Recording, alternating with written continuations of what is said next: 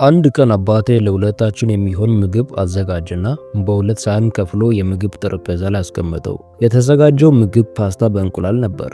አባቴ ፓስታውን ሲያስቀምጦ በአንደኛው ሳህን ከፓስታው በተጨማሪ የተቀቀለ አንድ እንቁላል ከአናቱ አድርጎበታል። በሌላኛው ሳህን ግን ከፓስታው በላይ እንቁላል የሚባል ነገር የለበት። እዚህ አባቴ ወደ እኔ እየተመለከተ ልጄ የትኛውን ትፈልጋለህ? አንዱን ሳህን ምረጥና አንሳ አለኝ። በጊዜው እንቁላል እንዲህ በቀላሉ የሚገኝ ምግብ አልነበረም። ድህነቱ፣ ገንዘብ ማጣቱ በሁላችንም ቤት ጫን ያለ ስለነበረ አዲስ ዓመት ካልመጣ ወይም ዓመት በዓል ካልደረሰ በቀር እንቁላል መብላት ዘበት ነው። ታዲያ እኔ አንዱን ሳህን መርጬ እንድወስድ አባቴ ሲጠይቀኝ ፈጥኜ እንቁላል ያለበትን ሳህን መረጥኩ። እንዴ ማን ይሞኛል? እንቁላል ተገኝቶ ነው። በሰዓቱ እንቁላል ያለበትን ሳህን ሳነሳ ቅንጣት ያህል አላመነታውም ነበር። ደስ እያለኝ በፓስታ በእንቁላልን መብላት ጀመርኩ። አባቴ ሁለተኛው ሳህን አንስቶ መመገብ ሲጀምር ግን አይኔን ማመን አቃተኝ። አባቴ ከሚበላበት ሳህን ውስጥ ሁለት የተቀቀሉ እንቁላሎች በፓስታው ተሸፍኖ ኖሯል። አቤት እንዴት እንደተናደድኩ! ቆጨኝ በጣም። ቸኩዬ በመወሰኔ ራስን ወቀስኩት።